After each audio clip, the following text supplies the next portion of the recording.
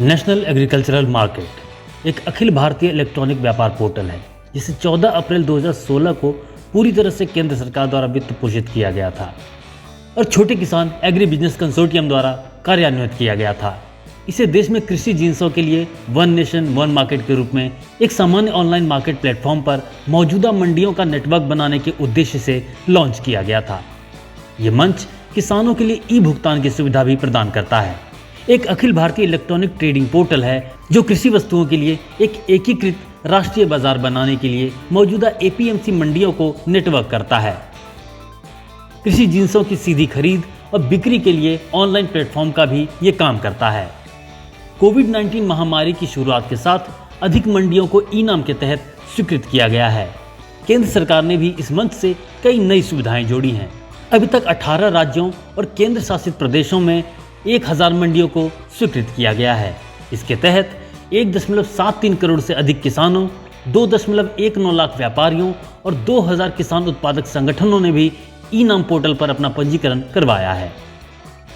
उद्देश्य कृषि वस्तुओं में पैन इंडिया व्यापार को सुविधाजनक बनाने के लिए आमतौर पर राज्यों के स्तर पर और अंततः देश भर में एक ऑनलाइन बाजार मंच के माध्यम से बाजारों को एकीकृत करने के लिए है। मार्केटिंग, लेन देन प्रक्रियाओं को व्यवस्थित करने और बाजारों के कुशल कामकाज को बढ़ावा देने के लिए उन्हें सभी बाजारों में समान बनाते हैं।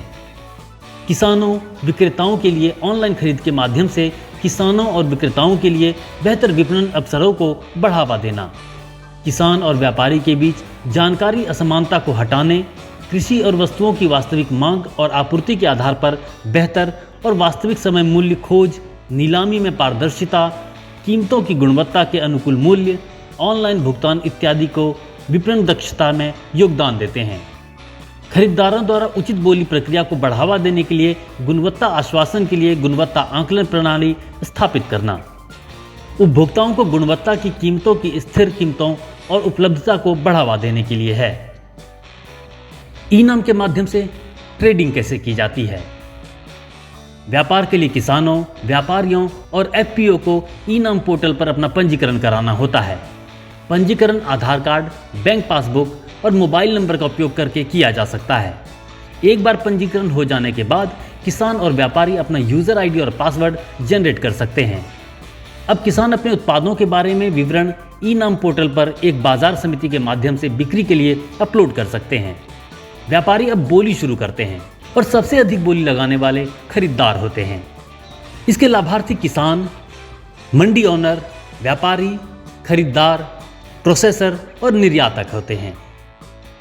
ई नाम के लाभ: किसानों और खरीदारों के बीच कोई बिचौलिया नहीं होता। किसान अपनी फसल की बिक्री के लिए किसी पर निर्भर नहीं होते। किसानों को उनकी उपज का बेहतर दाम मिलता है। ये पोर्टल व्यापारियों को भारत में कहीं भी एक कृषि उत्पाद बाजार समिति से दूसरी में द्वितीयक व्यापार करने की अनुमति देता है। ई नाम उपभोक्ताओं के लिए कीमतों और उपलब्धता को भी स्थिर करता है।